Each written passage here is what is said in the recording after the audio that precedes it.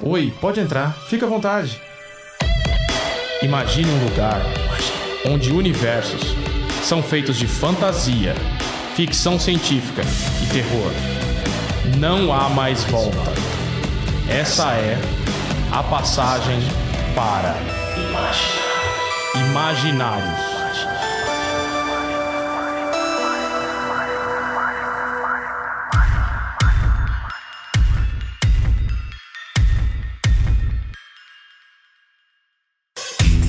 E aí galera, esse é mais um Imaginários, o podcast da Editora Draco, sempre falando de fantasia, ficção científica e terror. E hoje nós vamos conversar aqui com uma galera diferente. Eu sou Rafael Fernandes, editor e roteirista, e estou com o lindíssimo Eric Sama, sempre com a cabeça brilhando. E aí pessoal, que é o Eric Sama, editor da Draco, muito feliz de mais um episódio assustador de Imaginários. Dessa vez nós trouxemos um pessoal da treva. Da treva amarela. Da mão esquerda do canhoto.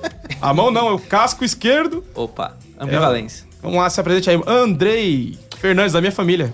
É verdade. Longos e belas noites, querido. Eu não tava esperando, parece. E aí, tudo bem, queridos ouvintes, seus freaks do Balacobaco? Tô aqui muito feliz aqui com o convite, a falar sobre algo que eu gosto muito, apesar de não estar sabendo que ia gravar até uns 15 minutos atrás. Mas que eu amo demais de paixão, que é essas coisas amarelas aí. Amarela cor do medo. E de onde você vem, Andrei? Pra quem não conhece. Será que tem alguém que não conhece? Eu sou Andrei Fernandes, eu sou lá do Mundo Freak, que tem vários podcasts, sou lá do Magicando, tenho alguns livros também, o Martelo das Feiticeiras, o Calciferum e algumas coisas legais aí que eu produzo pela internet. Então, se você quer conhecer um pouco do meu e o trabalho também da nossa outra convidada aqui, você vai lá no mundofreak.com.br para vários podcasts super irados aí. Demais. E também estamos com Ira Croft, olha só, a lenda, o mito.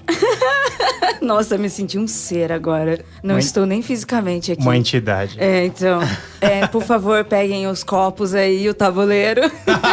Vamos começar essa gravação. E é isso, e a Ira, da onde vem, pra onde vai? Quem é você, Ira? Apresente-se aí pro nosso público. Eu sou Ira Croft, sou lá do Mundo Freak também, podcaster também no MDM e lá no programa Ponto G. E ainda vim aqui dizer pra vocês que eu tenho uma prova de que os brutos também amam. De Rafael Fernandes para Andrei Fernandes, amável. Eu tentei chavecar sem ela ver, cara, mas acho que não rolou. Não rolou não. Putz, deixei esquecido a edição e ela pegou. Deu mole. E aí, putz, foi o batom na cueca. Eu passei do limite. Eu queria dar um recado pra ela, mas acho que ela não entendeu. Ah, entendi. O batom na cueca é sempre um recado. Olha aí. Muito bem, nós vamos falar de um tema que é muito caro, que eu acho que é da obra aí, pelo menos dos quadrinhos da Draco, que mudou a editora, que trouxe aí uma cara que a gente sempre conversava e nunca encontrava um jeito de fazer, que é fazer histórias de horror super relevantes. E nós vamos falar hoje sobre O Rei Amarelo em quadrinhos, primeira coletânea da trilogia de horror cósmico, que é em duotone, né? Preto, branco e alguma cor, no caso do Rei Amarelo, e também conhecida como Trilogia do Semáforo. Ô, Eric! Ou a trilogia panafricanista do reggae. Camarões. Então hoje nós vamos falar um pouco sobre isso e tentar entender aí de onde veio, pra onde vai, de onde a gente tirou essa ideia e tudo mais. Primeiro de tudo aqui, vou perguntar pra vocês aí, vocês sabem mais ou menos quem foi esse maluco aí, quem foi o escritor que criou o Rei Amarelo, o tal do Robert William Chambers. Bem, do que eu sei do Chambers é que ele não era um escritor necessariamente de terror, ele flertava com muita coisa e tal, e essas questões mais ficção científica, mais fantasia, era algo que ele flertava, só que não era, pelo que eu entendi, não era algo exatamente que pagava as contas dele. E aí ele fez alguns experimentos e tal, mas é muito interessante, porque a gente tem um brother dele, eu nem sei se eles se conheciam em si, né, mas a gente coloca muitas vezes na mesma caixinha do horror cósmico, né, que é o Lovecraft. Não, acho que eles não se conheceram, não. Lovecraft não, né, foi influenciado por ele, né? Então. E... mais ou menos. Então, vamos cair no pau aqui hoje. Existem aí controvérsias. Então, mas eu acho muito interessante que muita gente coloca muito na caixinha, mas o Lovecraft foi aquela coisa que ascendeu a um patamar meio nossa, que ele era o autor massa de terror, todo mundo conhece. Tipo assim, a tua mãe provavelmente deve conhecer Cthulhu. Se fosse um avião, o Robert Chambers criou um planador. O Lovecraft botou motor no troço. Exatamente. Acho que é isso. Então o Chambers, ele é o Simon Wright aqui da escrita de horror. Exatamente. Que ele criou a catapulta, na verdade. Ele criou o estilingue. Os caras da catapulta. E ele é um cara que você tá comentando, é isso mesmo. Na verdade, ele fez um experimento com o Rei Amarelo, mas o que pagou as contas depois do Rei Amarelo, ele nunca mais conseguiu fazer nada de muito relevante, tem um outro livro, mas o que ele fez de mais famoso eram romances água com açúcar, ou seja, começou a fazer comédia romântica e pagar as contas, e tá tudo tranquilo, boleto vem. Dava grana, né? Isso. Apesar de ter ficado famoso com o Rei Amarelo, ele começou a ficar realmente, assim, tranquilo, pagar as contas com romance água com açúcar, que a galera até dizia, nossa, essas mulheres que você cria são totalmente irreais. Sabe, aquela coisa bem Sabrina, Júlia, esse é o comparativo até que alguns críticos fazem. São esses livros de romance de banca. Sim. Olha, se for pra gente buscar isso, eu tava conversando esses dias com um amigo sobre o início, né, do romance... É do romance, pode dizer que é do romance sim, né? Do romance gótico, do terror. Ele foi justamente baseado em escrever para as mulheres. Então, ele na verdade, ele veio mais dessa Sabrina, né? Porque desses livretos, porque eram as mulheres que liam mais, que tinham mais acesso e interesse nesse tipo tempo, de literatura. O cara ia pra fábrica e a mulher ficava em casa lendo, né? Não era isso não, cara. As mulheres iam pra fábrica também. As crianças iam pra fábrica, cara. A Revolução Industrial, o bicho pegou. A Revolução Não, Industrial. mas a gente tá falando assim de uma... É tipo de um uma governo classe... Alckmin, a Revolução Industrial.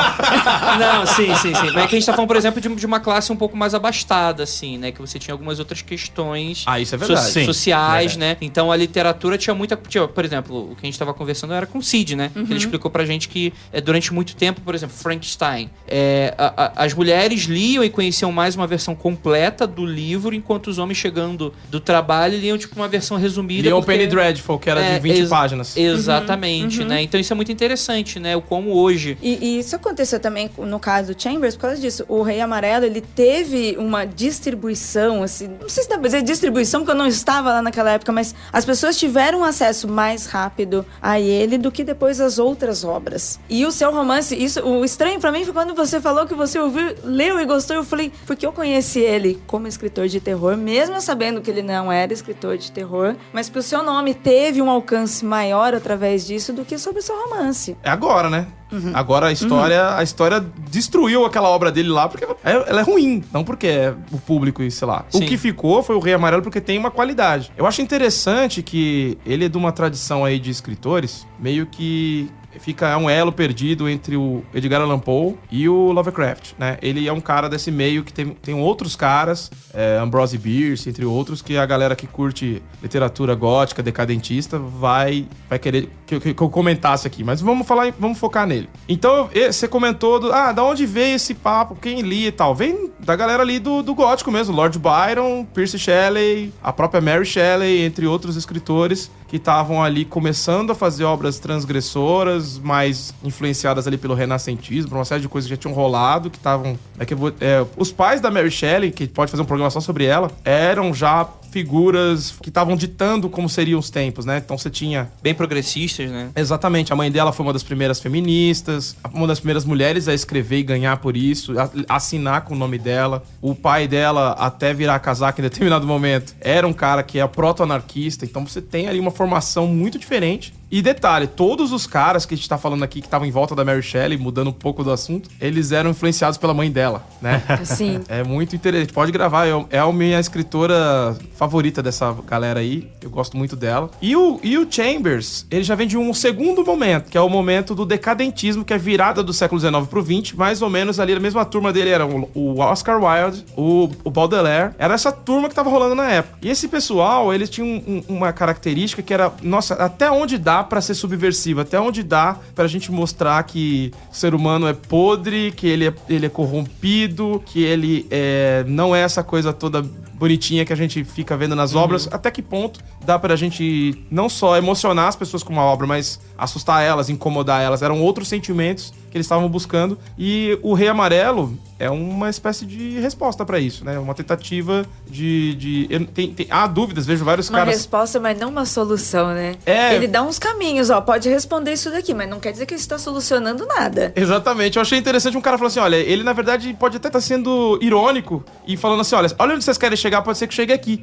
O que é o Rei Amarelo? É uma peça de teatro que quem lê a peça enlouquece. Só que essa peça não aparece em nenhum lugar. Ela é uma peça dentro dos contos. É tipo o Necronômico. Aham, sim. É muito legal quando você tá lendo, porque são contos, assim, de uma ficção científica um pouco mais... Vou colocar, assim, light, assim, porque dá pra se reconhecer muito e dá pra encontrar muito recorte da época ali. Então ele coloca uma projeção de futuro, o que é muito interessante, você vê como essa galera pensava que seria o futuro, e era tudo realmente, assim, eu enxergava aquilo com um grande pessimismo, né? Dentro dos contos, você tem, por exemplo, no futuro ele projetava que teriam câmaras de suicídio, né? Em que as pessoas poderiam, a qualquer momento, ir lá, entrar e acabar com a própria vida, e ok, isso era aceito e fazia parte da sociedade. Então, tipo, a visão de construção do cara, de medo das coisas, assim, eu acho um pouco complexo, um pouco complicado, mas realmente diversas coisas muito legais, assim. E quando a gente fala sobre Rei de Amarelo, muita gente acha que é igual Cthulhu, que não, vai aparecer o Rei de Amarelo em algum momento, vai aparecer as coisas, e realmente, né, como você falou, é apenas um detalhe. Às vezes, dentro do conto, o Rei de Amarelo é apenas mencionado bem ou passando, tipo, aquele cara, eu sei que ele tinha uma edição da peça do Rei de Amarelo na estante dele. E é a única menção que tem sobre isso nesse conto, né? O conto, na verdade, é sobre outra coisa, né? É sobre uma questão social, sobre personagens que estão um pouco quebrados, esse tipo de coisa, o que é muito interessante, assim, né? A coisa do amarelo que é curiosa, né? Porque é uma cor que chama atenção, normalmente é uma cor a gente relaciona muitas vezes, você vê sempre em coisas ou de comida ou de criança, uma coisa que envolve alegria, pelo menos no símbolo que a gente tem no contemporâneo. Por que será que os caras escolheram uma cor que remetia ao medo, a alguma coisa misteriosa, estranha? Tem um motivo honesto, assim, claro. As obras que eram consideradas decadentistas, essas que tinham esse teor da subversão, que o Oscar Wilde e outra turminha tava fazendo, elas eram capa amarela. Era uma forma de separar ela das outras obras. Que loucura. E o amarelo tem uma relação muito forte também com doença, né? Que a pessoa fica amarela. Sim, é verdade. Quando tá meio doente, ela perde a cor sanguínea e fica aquele amarelo. Eu chutaria até outra coisa, né? Amarelo às vezes pode remeter o alerta, né? Tipo, ok, tem esses amarelo pastel que realmente pode ser alguma coisa relacionada, sei lá, a comida, infância e tal. Mas quando você tem esse amarelão, do nada, tipo assim, tem o contexto do mundo real, que geralmente são cores mais frias, mais pastéis, e de repente vem aquele amarelão de alerta, né? Os insetos usam isso, né? Falam, não. O McDonald's usa isso pra alertar. Não coma aqui. Exatamente. Nossa, e pra mim era completamente diferente disso. Pra mim era só economia de papel, porque estamos falando de uma época decadente, onde era recessão, não tinha grana, e os impressos de contos, romances, eles tinham que ser pensados de uma forma fácil de distribuir e de imprimir. Então o amarelo era uma cor que você poderia imprimir colorido. E talvez um tipo de papel mais barato, como a gente tinha até o imprensa marrom, era porque o papel era muito ruim e ficava marrom rápido. Mas eu acredito que tem essa relação mesmo com as capas e tudo mais, até porque entre as pessoas que liam quando emprestavam um livro amarelo, era quase você mostrar pra todo mundo tô te emprestando uma coisa pornográfica ou que seja proibida, exato. E o Rei Amarelo bebe disso, né? Uma coisa que acho interessante no amarelo é que ele é uma das cores primárias, né? Um monte de cores surge dela, então é uma cor meio fundamental, a cor do sol, de certa forma, e a gente tá subvertendo ela pra uma coisa negativa, uma cor que remete à doença, a perigo, à loucura, principalmente, né? Eu acho que isso tem bastante relação também quando você pega os contos e faz o comparativo com religiosidade. Porque quando você fala do sol, você tá falando de iluminação, daquela coisa cristã, daquela coisa boa, e ao mesmo tempo você tem um paralelo com loucura, até onde essa coisa boa vai te levar, né? E até você parar num pôr do sol onde está terminando também na cor amarela, numa loucura está findando. Gosto de ver essa relação com o que o Rei Amarelo faz com a religiosidade e com a loucura e os extremos. E tem as origens, né? O Rei Amarelo, vários conceitos que o Chambers utiliza e depois o Lovecraft, e a gente vai usar depois, eles vêm de outras obras. Um dos grandes nomes que tem na mitologia é o tal da Carcaça. Que é isso? Carcossa, que vem de Carcassone, que vem da onde isso, né? Tem várias origens. Uma delas é a cidade de Carcassone, na Itália, se eu não me engano, que era uma cidade onde a maior parte das pessoas foi punida e julgada e morta por bruxaria. Então era uma cidade meio proibida, então tem essa ideia da cidade onde vive o Rei Amarelo, que é Carcossa. E o interessante disso é que realmente você tem alguns temas, alguns elementos dentro das histórias que ele realmente vai citando também passando. Então ele só fala que na peça existe um lugar chamado Carcossa, existe o Rei de Amarelo e tal. E é legal porque a gente, em dado momento, a gente não sabe exatamente sobre qual é a relação de tudo dentro dessa história, né? A gente fica nesse critério de especulação, mas o que eu gosto também é que, assim como Lovecraft, muitos autores vão homenagear, o próprio Lovecraft, inclusive, chega a citar citar Rastur, ele chega a citar Carcoça, ele chega a citar... Eu não lembro se ele chega a citar o Rei de Amarelo, esse nome em si, mas ele cita muitos elementos dessas histórias e outros autores de ficção científica / terror vão fazer, o que eu acho muito legal, que cria um pouco dessa mitologia pós-Chambers, né? Que é algo que também aconteceu com Lovecraft, né? O Chambers está sendo influenciado por um cara, que é o Ambrose Bierce, que tem um texto que chama Um Habitante de Carcoça, que é o texto que o Ambrose Bierce escreveu, que já fala de Carcoça e Astur. E aí ele vai pegar esses dois elementos da peça e vai usar nas histórias dele, já brincando com o decadentismo de outro jeito. E o Lovecraft, ele vai pelo Bierce, e depois que ele já criou o Necronômico, ele vai ter acesso ao Rei Amarelo e às obras do doido, Chambers. Eu não sabia. Tava pesquisando pra gente conversar e descobri. E fiquei, caramba, que loucura. E que meio que ele reinventou a roda, né? Eu lembro que quando tinha uns amigos, a gente gostava de livro-jogo e acabou o dinheiro, não achava mais livro-jogo. A gente falou, então vamos inventar uma história e você diz o que você faria. Vocês inventaram RPG. A gente reinventou RPG. A pobreza sempre fazendo a gente ser criativo, né? São Mateus é fogo, é um bairro criativo.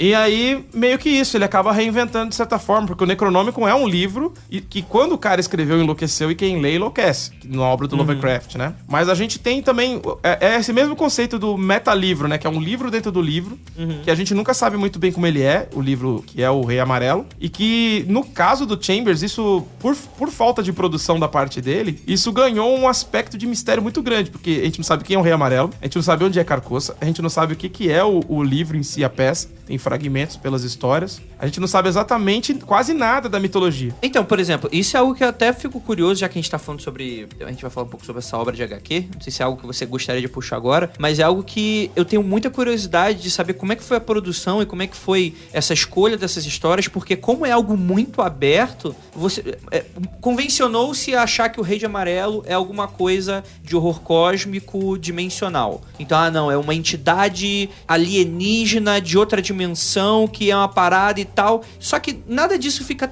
muito claro no livro. Poderia ser qualquer coisa. Poderia ter sido um monarca de uma terra distante e a gente não sabe qual é essa relação. A gente só sabe que a galera fica louca quando lê. É meio um MacGuffin, né? Aquele lance que o Hitchcock gostava de usar. Que não importa, na verdade, né? Então, como é que foi trabalhar com essas histórias, assim? Porque eu acho até que, tipo assim, cair direto pro horror cósmico é interessante, mas pra mim, por exemplo, não é algo muito novo, assim, porque todo mundo meio que cai pra esse momento. Como é que foi fazer essa criação, essa seleção dessas histórias? O que vocês pensavam nisso? Curiosamente, a gente... Indo direto a esse ponto e não o que a gente vai falar depois, mas quando a gente fez a seleção, abri pra seleção geral. Eu mesmo não quis escrever nenhuma história, porque eu tava pirando em como seria o projeto, que tipo de história a gente queria fazer e tal. Eu queria uma coisa aberta. E ainda não me sentia à vontade de escrever terror, que é meu gênero favorito, então eu falei, não estou pronto ainda pra isso. E aí, a gente recebeu, curiosamente, acho que a gente recebeu umas 50 histórias. 36 eram iguais. Eram sobre um cara chamado Robert Chambers, que leu um livro chamado Rei Amarelo, enlouqueceu e matou a esposa.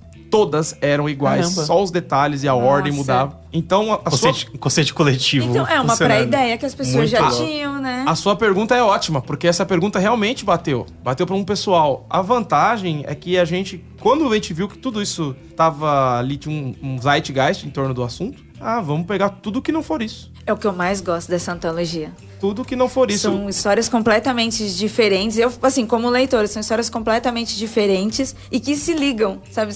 Eu como leitora, eu vou percebendo os diálogos. É claro que tem a sua edição do trabalho. E aí, por eu também te conhecer. E aí, eu li e falava pro Andrei, eu falei assim, olha isso aqui, olha esse detalhe. Isso daqui é um detalhe que tá ligando com essa outra coisa. E eu conheço de onde veio esse trabalho. E sabe o que é mais louco? Muitas coisas são coincidência. A gente não teve controle de tudo. Aí as pessoas começam a fazer conexões elas mesmas na leitura. Eu fazendo, era eu em casa. Então, tem uma mensagem secreta aqui. Olha aqui. Certeza que dá um link, vamos ver. Passa uns dias o Andrei me vê amarelo em casa.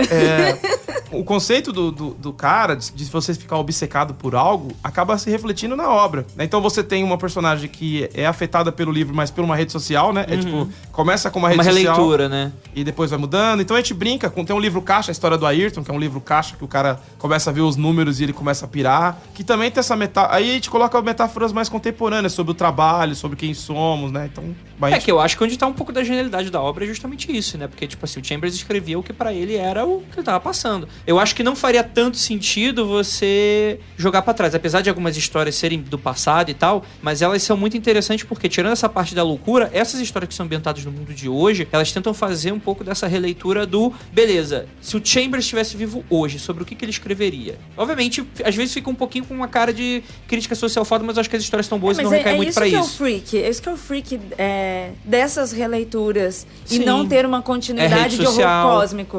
É o Salimena, por exemplo, falando sobre crítica, né? Que é algo que ele tá sempre em constante contato, né? E consumo, né? É aquilo. É tão aberto que dá pra você fazer exatamente muita coisa sobre isso. E é daí também que eu parti pra essa pergunta, né? Porque qual foi o critério, balização de vocês, agora a gente já sabe, né? Sobre isso, né? E houveram outras questões. Por exemplo, a gente tentou trazer histórias com aspectos diferentes do horror dentro do conceito de horror cósmico. E aí, depois que tudo estava pronto, conversando com o Salimena, com o já que você citou, ele falou, poxa, eu queria fazer uma anti-história, em que o cara lê, acha o livro uma bosta, todo mundo fica louco, menos ele. Falei, cara, você acabou de trazer o banimento que eu precisava pro fim do álbum. Que o cara lê, tem aquela relação intensa com aquilo, pode ficar ligeiramente incomodado, até que vem uma história e fala, você está sendo apenas idiota. E desconstrói completamente. E com essa construção de colocar uma história de humor que fala que tudo isso é meio bobo, e a gente começou a pensar que todos esses álbuns dessa série tinham que terminar com uma história que dizia, não existe nada disso, o que existe é você. Então nessa história, no Rei Amarelo, é a história do Salimena, é só uma história. A história tá te influenciando porque você quer, né? Então isso, de certa forma, é uma crítica que vai além do político e vai pra, sei lá, o cara falar, videogames enlouquecem as pessoas, o rock faz as pessoas abortarem, sei lá o quê. Quando você vê uma coisa dessa, não, cara, quem deixa são as pessoas, né? E aí no Cthulhu, salvo engano, é a história em que tudo na cidade vai pro saco e meio que assim, olha, o vazio, o tédio e tudo mais, na verdade, são um verdadeiro inimigo do ser humano. É assim que termina Cthulhu. E o Goetia não existem demônios, os demônios são os seus pensamentos, as suas vontades que acabam fazendo você fazer coisas que não necessariamente tem um fim positivo ou interessante pra mais de uma pessoa que não seja você. O final da Demônios mostra os demônios vendo como os humanos são mais perversos do que eles. Né? Sim. Tem uma das histórias que é claramente isso, né, cara? É quase literal, assim, a parada de fazer bicho. O Maldita Rotina, que é o roteiro do Aito também. Eu gosto disso porque também é um cara que ele enlouquece sozinho. O que é o Rei Amarelo pra ele ali? Tem um desenvolvimento que cada um pode levar o seu final, mas eu gosto justamente desse freak, tipo, não é nada e ao mesmo tempo é tudo na loucura do cara. Na história dele, pra mim, é tipo, o cara tava trabalhando demais e começa a ver um significado que não havia no trabalho dele e isso destrói a vida familiar dele. É a minha leitura dessa história. Não sei se é isso não. Ayrton, depois você me diz. E fica aí uma pequena referência que ele colocou, como a Ayrton é ouvinte do Mundo Freak, né? Então ele tem arcabouço de bobagem de internet, né? De blog dos anos 90. Ele colocou, ele trata sobre quadros, né? O protagonista, ele trabalha com isso, né? E aí ele coloca aquelas imagens daqueles quadros das crianças chorando, né? Isso, que tem uma lenda urbana, que eu acredito que tá bem próximo da realidade, que era o pintor matava crianças e pintava elas mortas. E aí, era um pacto. Aí a parte da lenda urbana, eu acho que esse aumentaram. Eu acho que se vacilar, ele matava ou pegava crianças mortas e pintava mesmo, porque tem até o olhinho de quem tá morto, tem nas... Tem tudo a ver com a imprensa marrom, né? Inglaterra, né? Essa coisa se espalhando, tipo, começa uma histeria, ninguém sabe o que tá acontecendo, sabe? Tipo, baleia azul, sabe? Caraca, que coisa é essa, né? E aqui no Brasil tem casa que pegou fogo com esse quadro, só sobrava o quadro. Pois é, né? Porque aí, tipo... Quem é o Rei Amarelo nessa história toda, hein? Tá vendo? Então. A criança? O quadro? Ou nós aqui? Lembra quando veio a ideia da coletânea de quadrinhos? Como é que foi pra gente imaginar o projeto e colocar no ar? Sim. A gente eu tinha acabado de assistir True Detective. Isso, tinha uma série de TV. E aí, cara... Eu tava assistindo, assim, episódios, assim, toda semana e falei, cara, tem um troço lá que eu tô maluco, que é esse papo de Rei Amarelo. É um horror cósmico que não mostra nada. Sim. Que foi o que eu achei mais legal. Falei, cara, não importa como é o Rei Amarelo, como é que é o monstro. O que importa é que todo o efeito que aquilo causou naquele grupo de pessoas e que quem tá investigando começa a ser ligeiramente afetado, né? Então... Que eles são envolvidos, né? Isso. E aí, eu falei pro Eric, quero fazer um trabalho disso. Eu fui ler as obras originais, achei foda, não sei o que. Tem a ver com as coisas que eu gosto do Lovecraft. E não existe quadrinho sobre o Rei Amarelo. Não existia. No mundo. Olhei, pesquisei, nada. E aí, a gente fez o nosso, lançou. Acho que mais de um ano depois saiu uma adaptação adaptação do Chambers em quadrinhos gringa. E ainda assim, não era ainda uma coisa nova. Então foi isso, né? Joguei a bomba pro Eric. Eu lembro do Rafael falando, não, a gente tem que fazer uma coletânea que vai falar sobre Rei Amarelo, são histórias que as pessoas são influenciadas. Você tá falando exatamente como o Rafael, eu imagino. Rafael trabalha assim. Não, mas olha, puta, Com café. cara, dá pra fazer com 2 cores, só preto e amarelo. Eu falei, mano, vamos fazer essa porra. Que eu achei genial, porque essa parte do conceito editorial, de ser as histórias, de ser um horror que é inominável, que não pode ser reconhecido, e brincar com a cor. Porque, pô, é um objeto, né? O livro é um objeto. Então você olha, ele tem um peso muito interessante como resultado. Sim, com toda certeza, né? Dá até pra brincar do tipo, algumas questões narrativas, né? Não, o amarelo é a própria influência do Rei de Amarelo, né? Tipo assim, o preto e branco é o nosso mundo, é a parada, é o cotidiano, e de repente. Não toda história vai trabalhar exatamente assim, mas você, com um projeto gráfico, né? Tipo assim, não, foi banhar, tipo assim, você deu aquela chuchada no quadrinho, pegou a influência do Rei de Amarelo, foi onde deixou o amarelo, e é isso aí, né? Tem uma história que o amarelo ele começa a aumentar gradativamente. Sim. A partir do momento que a história vai andando. Então a gente usou isso de uma forma bem consciente pra poder contar a história. Os autores foram orientados a utilizarem de maneira diversa, mas... Tipo, usa o amarelo pra causar um efeito. Cada um do seu jeito. Você não tinha uma regra, tem que usar amarelo só quando aparece o mal. Não. Achei divertido que o André Freitas conseguiu fazer verde, usando preto com o amarelo. Porque Eles foram excelentes, hein? Nossa, pela orientação que vocês estão falando, quem vê essa obra, como eu falei, eu li como leitora achando que tinha uma relação, uma coisa com a outra. Eu tava buscando o que uma obra tinha a ver com a outra. Pelo que vocês estão falando, eles pegaram muito bem o que vocês queriam e transformaram isso excelente no desenho. Porque dá a impressão que foi programado pra isso. Eu não gosto muito de deixar todo mundo conversando. Eu tenho muito medo de, as pessoas se influenciarem e outras elas avisarem que vão atrasar umas às outras e todo mundo atrasa. É um atraso combinado, coletivo. Justo. Mas o grande lance é realmente essa coisa de começar a se influenciar. Não, mas eu não faria isso e tal. Então eu isolo, converso com elas individualmente e depois eu vou dando ideias que amarram também algumas coisas. Mas eu acho que o processo mais legal foi o da capa. Porque a gente não fazia muita ideia do que fazer, mas o desenho estava, eu não sei, ele mandou uma coisa, eu falei, não é isso. Eu sei exatamente, aí eu fui atrás, eu quero que a cara desse negócio, o corpo desse negócio, a pose desse... Peguei um monte de coisa, foi a primeira vez que eu fiz uma capa em que eu dizia exatamente que o cara tinha que desenhar como se fosse um roteiro de quadrinhos. E depois desse álbum, eu passei a fazer isso porque é isso que eu ia falar, porque isso virou seu processo. Toda a capa que o Rafa brifa, ele traz uma série de referências, ele traz alguns elementos que ele quer que sejam utilizados, então é bem interessante, porque ele brifa mesmo um roteiro. Vamos falar então dessa capa aqui. Por que isso tava tão, manifesto assim na tua cabeça, assim? A capa é uma referência direta a uma coisa que eu assisti e me incomodou muito. Normalmente eu não sinto muito medo das coisas. Eu gosto muito de terror, não costumo me afetar. Quando afeta, eu fico fissurado. E no caso foi o Bigotten, aquele filme meio experimental. Eu não sei exatamente o ano que ele foi feito, mas a sensação de que ele foi gravado com, sei lá, o pior equipamento possível pra parecer o mais granulado possível. Ele não tem tom de cinza nenhuma, é preto, branco, um negócio estranho, incômodo. E aí tem uma figura de um cara que é tipo um mago, um rei, que ele começa a cortar a própria barriga e tirar as tripas pra fora, mas tudo preto e branco, quase não dá pra ver. E vai saindo sangue e tal, e na verdade tá tendo um bebê, tem uma coisa muito bizarra, não dá pra entender muito bem. E aquilo me lembrava muito o Rei Amarelo. Quando eu li, falei, cara, aquele vídeo poderia ser um vídeo que alguém assiste estilo Chamado,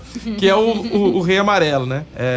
Então a influência é essa, e o João Pirola que fez, cara, ele é um dos artistas mais... viscerais e bizarros no sentido do trabalho dele. É muito visceral mesmo. Bizarro que eu conheço, assim, um trabalho que incomoda demais. Ele tem uma série de obras, inclusive a próxima capa que a gente vai publicar dele vai ser Segunda Guerra Mundial, Arquivos Secretos da Segunda Guerra Mundial. Que ele tava criando uma série em que mostrava ao mesmo tempo o cara atirando e morrendo, era uma parada muito estranha, assim, que tem um recorte e mostra, e super realista, de duas coisas acontecendo ao mesmo tempo. Então ele já tem um trabalho incômodo, esquisito, no bom sentido, e aí juntou tudo isso e ele trouxe ideias, aí ele foi colocando algumas coisas, tem até um símbolo perdido, escondido aí que costuma ser, eu acho que tem até, que é do RPG lá do Call of Cthulhu, tem umas brincadeiras aí que tá meio distorcido, né, pra gente poder usar, mas é o símbolo que tem a ver com o Rei Amarelo, que é o Astur, né? Ele me lembra muito o Lich. O Lich, o rei... O rei Lich, ele, assim, um personagem transcendental, aquele velho que é velho fisicamente, mas ele é muito mais velho em anos de existência do que realmente. E quando eu vi essa capa antes de ler a obra, foi o que mais me deixou curiosa. Porque eu vi a capa e eu pensei, como é que eles chegaram numa capa dessa? Porque eu vi, a ideia que eu tinha do Rei Amarelo era de algo impalpável. Era de algo assim, existe uma coisa esquisita. E aí quando eu vi a capa de vocês, eu pensei, eles descobriram. É interessante que na iconografia do True Detective eles usam uns panos, usam uns espinhos, né, pra fazer a coroa, e são coisas que a gente meio que se apropria também. A gente usou algumas referências disso na capa. E no final das contas, esse quadrinho, ele tem uma importância pra editora absurda, porque ele foi um marco em termos, assim, de projeto mesmo, de concepção de projeto, que foi, como o próprio Rafa tá falando, virou a maneira que ele criou para trabalhar com várias coisas depois, a maneira de brifar capa, a maneira de montar as coletâneas. A gente tentando meio que encaixar as histórias, não porque as histórias conversam uma com a outra, mas na playlist, ou seja, a ordem de leitura foi realmente feita de propósito pelos editores para que pudesse ter algum tipo de relação. Foi um material que teve introdução do Carlos Orsi, né? Sim, que é o mesmo cara que faz do Rei Amarelo a edição da Intrínseca, que tem as notas, né? Revisão anotada pela edição do Rei de Amarelo da Intrínseca foi do Carlos Orsi, que é autor da Draco também. E o Carlos Orsi, ele é um cara que conhece muito desse tipo de literatura, né? De literatura de terror, literatura de mistério. E tem uma coletânea dele pela própria Draco, que é o Mistérios do Mal, que tem vários contos no qual a influência do Lovecraft e do próprio Robert Chambers, tem uma história que é uma referência direta do Rei Amarelo, escrita pelo Carlos Orsi. Então, assim, ele é um cara que realmente gosta muito disso, e ele ficava brincando, falando, pô, mas eu gosto disso muito antes do True Detective, agora virou mainstream.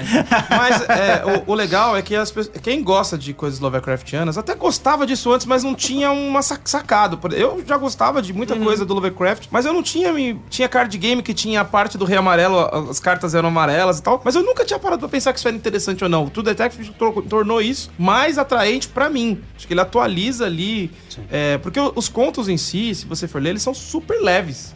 Hoje é um passeio no parque. É uma ficção científica bem light, assim, eu vejo. É tipo quando você é criança e anda no carrossel e fala, isso é perigoso, e vai adulto e fala, por favor, termina. É um pouco isso, essa sensação de talvez isso lá na época fosse muito subversivo, e hoje tem ideias muito legais, mas que poderiam ir um pouco além, né? Sim. Eu faço meio que uma terapia desse álbum, porque quando a gente terminou, a gente criou um negócio que a gente não planejou pra ser assim. A gente foi tendo as ideias, não sei muito bem o que foi ideia do Eric, foi minha. Orgânico, né? A gente foi conversando, chegando várias ideias e tal. Ele fez a moldura, a gente discutiu a moldura, ele fez as fontes todas na mão da capa. E depois, pensando, né, falei, nossa, onde eu já vi esse negócio de tudo preto, branco e amarelo? Sin City. O Yellow Bastard. Sim. Aí eu comecei a pensar, tudo bem, mas não é só isso. Eu acho que o Sin City e o Yellow Bastard, provavelmente o Frank Miller leu o Rei Amarelo. E chegou num ponto que depois a gente vai fazer meio que por osmose também. Tem uma pegada, porque é um vilão que ninguém consegue ver ele direito, todo mundo conta sobre ele, e ele é super nojento, escroto e corrompe tudo. Ele é um cara que abusa das pessoas. Tem muito a ver com o Rei Amarelo, o Yellow Bastard. Isso. Não, concordo. E eu acho muito legal como existe essa confluência de autores, né? Sim. Como o do Chambers pegando de algumas coisas, o Lovecraft pegando de outras, e outros autores dando uma mordiscada nisso e tal. Eu acho isso muito legal porque permite você trabalhar e reavivar antigos conceitos que nunca deixaram de ser atuais, né? Nunca deixou de ser essa presença maligna, né? Sobre essa questão. Porque, bem ou mal, o Lovecraft, você ainda até pode encarar o Lovecraft como seres e entidades e realidades que são muito aquém à humanidade. Do tipo, eles estão lá e a gente só não sabe o que eles estão fazendo. Aqui é bem realmente uma influência corruptora, né? Por mais que os personagens do Lovecraft fiquem loucos, né? Mas é muito mais loucos porque eles não estão acostumados com aquela parada.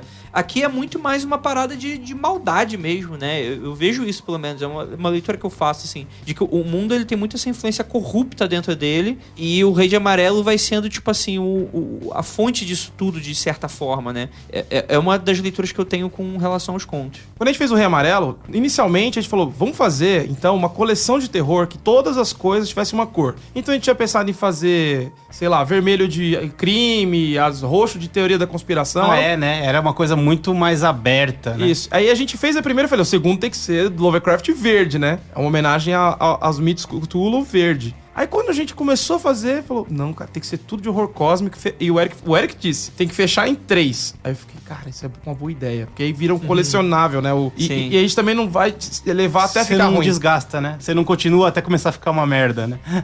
Aí a ideia que eu tive pra fechar, assim, vamos trabalhar com a origem de tudo isso, que são os tomos medievais e de magia relacionados à evocação de demônios e de outros seres que eles não sabiam muito bem o que era e chamavam de demônios. E aí veio o Demônios da Goética. Aí fecha com a origem de tudo e aí a gente brinca com body horror e tal. Aí a gente fala isso em outro programa. Mas inicialmente a nossa ideia era fazer uma série. Com várias cores e com vários temas, né? Era uma coisa que era diferente, não era só de terror. A melhor decisão sua foi dizer, olha, não continua assim. Não lembrava disso. Eu lembro bem que isso me marcou. Eu achei uma coisa inteligente da sua parte. Verdade. A coletânea, no final das contas, acabou ficando com uma montagem que é interessante, que começa com a introdução do Carlos Orsi, depois tem a primeira história do Pedro Pedrada, que vai falar um pouco de rede social e dessa obsessão que a gente tem com a autoexposição. Depois tem a boneca do Thiago Pesanetti, desenhada pelo Lucas Chiu, que é a história mais forte. Eu acho que é muito pesada. Eu acho que é a história mais famosa da Draco de quadrinhos. É muito pesada, eu realmente achei... É maravilhosa. É muito forte, muito marcante. Depois tem a Rainha de Amarelo, do Maurício R.B. Campos, com o desenho do Périx Iannucci, que introduz o Edgar Allan Poe nesse universo aí do Rei Amarelo, que é bem legal também. Maldita Rotina, que a gente comentou brevemente aqui há pouco, do Ayrton Marinho, com o desenho do Marcos Caldas, que fala bem de como a relação de trabalho pode destruir a cabeça de uma pessoa, destruir sua vida íntima, destruir essas coisas todas. Caninos, do Eric Aviles, com arte do André Freitas, que tem uma coisa de... A bruxa, né? Exato. Tem aquela coisa meio que se passa no campo, num ambiente isolado, e você tem uma história de abuso por trás, é bem interessante também. Rei dos Ratos, com o roteiro do Thiago Resch, com arte do Vitor Freund, que é aquela coisa bem aflitiva, né? O desenho do Vitor é bem aflitivo, dá aquele desespero. E que usa aquele negócio maluco que são a mutoeira de ratos que acaba dando nó no rabo deles e eles não conseguem se soltar. Sim, isso é o Rei Rato. Caraca. O Rei Rato é um construto sem querer de vários ratos. É um Megazord de ratos. Isso. É exatamente isso. É um dread de cachorro de rua de rato. Taxidermia Anímica, do Rafael Levi, com arte do Bono, que uma história também que... Essa brinca bem com o teatro, né? Porque a peça do Rei de Amarelo vem do teatro. Tem uma cara de histórias do Neil Gaiman pro Sandman. Total, né? Total. E o desenho maravilhoso, né? Tem uma narrativa dupla e tal. E o Medíocre, do Salimena, que a gente também comentou rapidamente aqui, que eu acho que é interessantíssima, porque ela desconstrói toda aquela tensão, toda aquela coisa séria que tinha no álbum todo. O final dessa história é excelente. Brinca um pouco com... É maravilhoso. Nossa relação com o consumo, da cultura pop, com tudo. Sim. Acho que é bem legal. E pra mim é a minha história preferida, assim. Eu acho que o Salimena, talvez seja a minha história favorita justamente por fazer esse trabalho de encerramento da obra de maneira tão impactante, né? Do tipo... Tu tá chegando, tipo, num como é que eu posso dizer assim? Tá fluindo, eu tô entendendo, tá legal, de repente é uma martelada com o do Salimena, assim. Por isso que eu gosto tanto. Ela é literalmente o terceiro quadro de uma tirinha de humor. Você foi preparado até você falar, pô, ok, eu entendi, você me chamou de trouxa. Né? Só pra fechar aí, então, pra gente falar um pouquinho, finalizar, já que a gente falou de todas as histórias, do quadrinho e do livro, qual é o seu conto favorito e qual que é a sua história em quadrinho favorita? Tem aquele que é de uma poça que os passarinhos bebem e ficam petrificados. É uma banheira.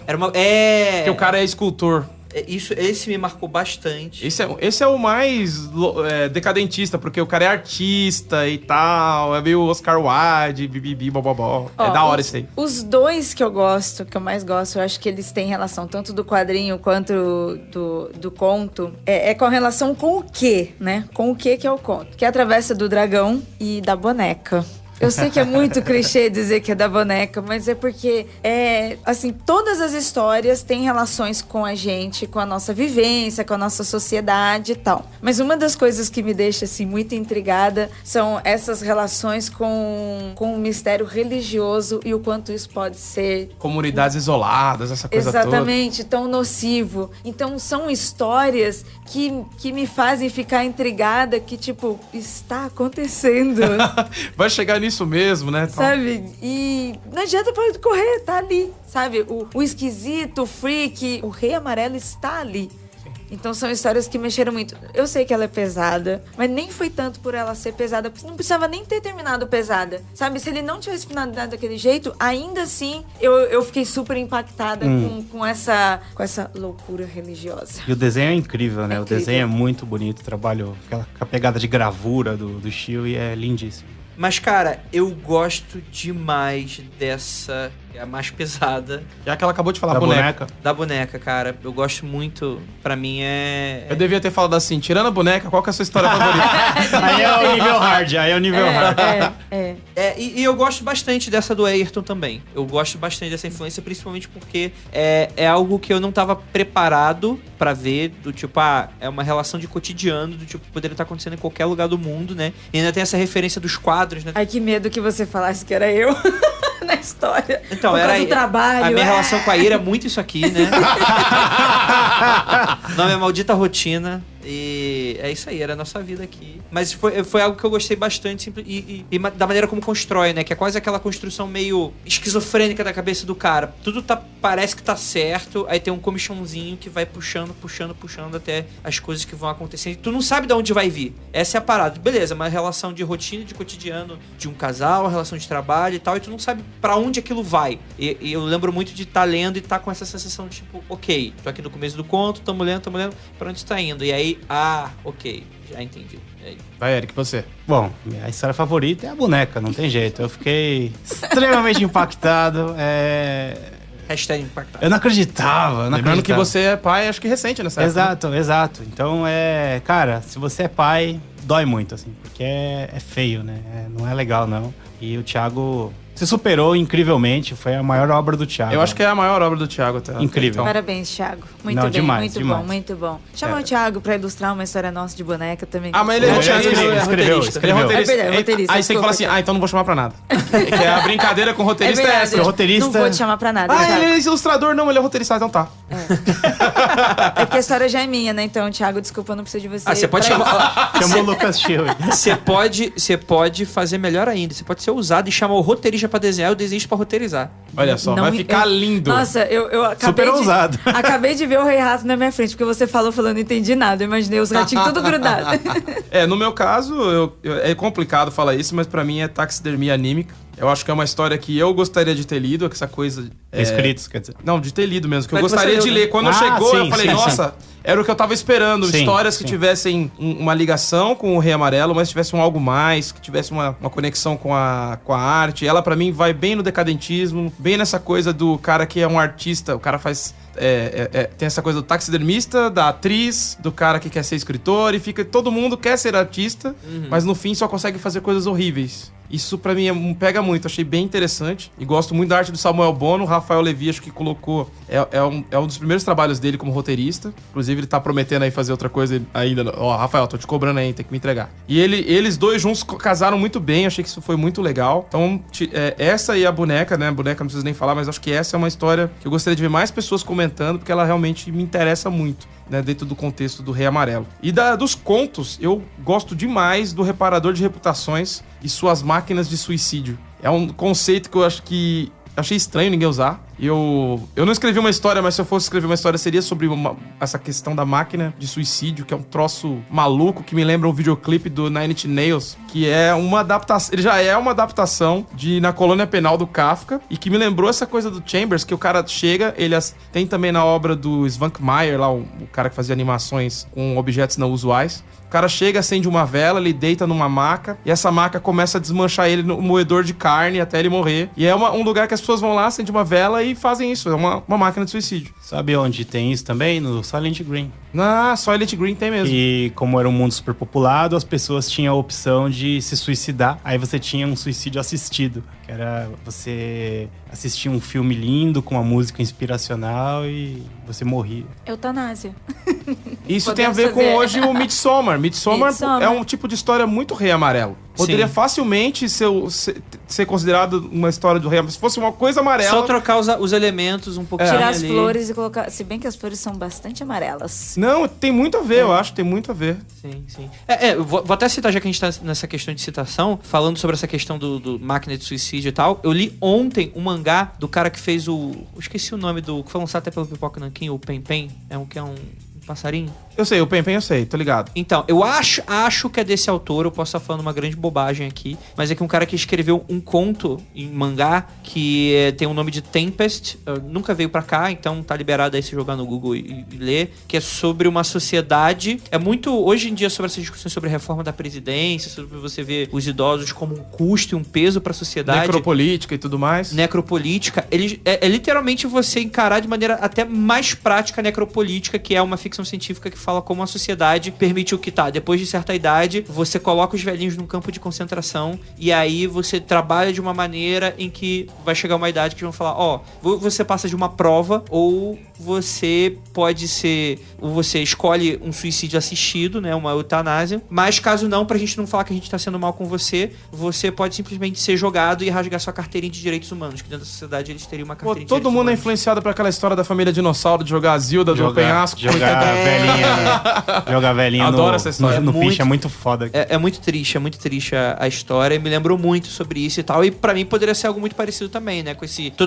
Puxando um pouco dessas discussões sobre as pessoas estão durando muito tempo, né? Estão vivendo durante muito mais tempo, né? Então quem é que paga essa conta, né? E você brincar com esse tipo de realidade, cara, o futuro que nos espera talvez não seja tão brilhante quanto a gente acha que é. Então, pra fechar da maneira correta essa história, eu acredito que o Rei Amarelo se tornou uma obra tão relevante, entre nós, inclusive, da Draco, nós que trabalhamos com ela, gostamos muito, porque ela reflete também o medo e a presença constante na nossa sociedade da loucura, né? Eu fiz histórias, fui aluno do Nicolau Sevchenko, e o Nicolau Sevchenko tinha uma aula sobre aspirina, que ele dizia que a gente começou a fazer, por conta da Revolução Industrial, das várias revoluções industriais, a gente começou a viver uma vida artificial, na qual a gente não nasce com o sol e não dorme com a noite, né? A gente começou a quebrar isso. E isso começou a causar um desgaste no sistema, dor de cabeça, cansaço. E a aspirina surge para te tornar artificial, para aguentar a vida artificial. Então o Rei Amarelo, de certa forma, é assim, quando a aspirina não funciona mais e a vida artificial que a gente vive em sociedade, de cidades, começa a te destruir, até onde você vai? Então, pra mim, esse quadrinho é a nossa carta de amor a essa sensação horrorosa. E que todo mundo, no fundo, tem medo de ficar louco. Né? Todo mundo tem muito medo de ficar louco nesse mundo que a gente vive. A gente que trabalha com cultura, a gente tem que trabalhar o triplo de qualquer outra pessoa que trabalha com outra coisa pra poder sobreviver. Então, a gente vive e entende isso de uma outra maneira, né? Sim. Nosso trabalho é o menos útil, né? Isso, Nosso ele é o trabalho supérfluo, né? É o supérfluo. É o primeiro a ser cortado em qualquer momento de crise, né? Sim. Exatamente. Então, pra fechar, queria aí agradecer aos convidados, o Andrei Fernandes, meu parente, e a Ira Croft, e mais uma vez ao Eric, por ser aí o parceirão. Parente da Lara Croft também. Exato, parente da Croft. E o Eric Sama, parente do quê?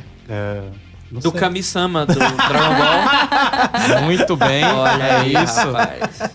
E é isso, palavras finais aí pra gente fechar. Esse provavelmente já vai ser o primeiro especial, porque a gente já ultrapassou o tempo pra determinar, mas eu acho que é o assunto que sabia que ia render. Bem-vindo ao mundo do podcast. Então é isso, né, gente? Muito obrigado por todo mundo que ficou até aqui. Muito obrigado a esse convite, que ficou realmente maravilhoso. Acessem lá o mundofreak.com.br para vocês terem podcast de ultra qualidade aí, que tá aí. Draco, tô dando minhas felicitações aí por mais um podcast com esse tipo de temática. A gente tava precisando mesmo. Bi, quer falar alguma coisa, Ira? Eu quero agradecer também pela oportunidade, porque o Rei Amarelo é um dos meus quadrinhos preferidos. Eu amo ela gosta essa do Satã. obra. É porque ela acha o Cthulhu tripofóbico. Eu já falei isso pro Rafa também. Eu leio, mas ver já é muito diferente. Agora, o Rei Amarelo, exatamente por ele ser tudo e não ser nada, é muito mais fácil de eu não ter tripofobia. Sim. Mas eu gosto também porque eu gosto desse horror, eu gosto desse sentimento de vai ou não vai acontecer alguma coisa. E se as histórias até, não tivessem finais, ainda assim eu ia gostar. Porque ainda assim eu fico com aquela sensação, aconteceu ou não aconteceu alguma coisa? E o Rei Amarelo é um horror que me traz essa sensação, que às vezes pode não estar acontecendo nada, mas na minha cabeça já aconteceu.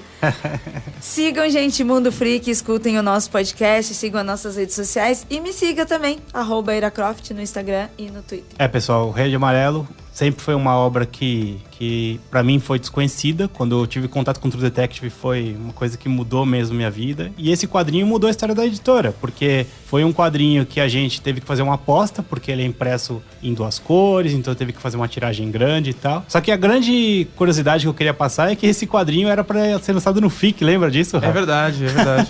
E a greve de caminhoneiro não deixou o quadrinho chegar. Foi. Aí eu lembro que eu trabalhava na Globo ainda na época, pedi pro meu querido diretor da época, o Mauro. Falei, Mauro, eu preciso ir resolver esse problema, preciso levar uns livros lá porque o stand está lá e não tem nada pra vender. O Mauro me deu essa força, levei os livros de busão de madrugada e no dia seguinte a gente conseguiu botar o stand pra funcionar. Então sempre vai ser um quadrinho que tem um valor especial, por conta da batalha que foi pra botar ele à venda e porque, na boa, ele vendeu muito rápido e abriu aí essa trilogia de horror. E vende até hoje. Exato. É um dos mais vendidos da Draco. Exato. Então é isso, muito obrigado. Esse foi mais um Imaginários, o podcast da Editora Draco. Você pode ver tudo da gente no editoradraco.com ou blog.editoradraco.com. Encontra a gente em todas as redes sociais. Esse é um podcast quinzenal nas segundas-feiras. Valeu!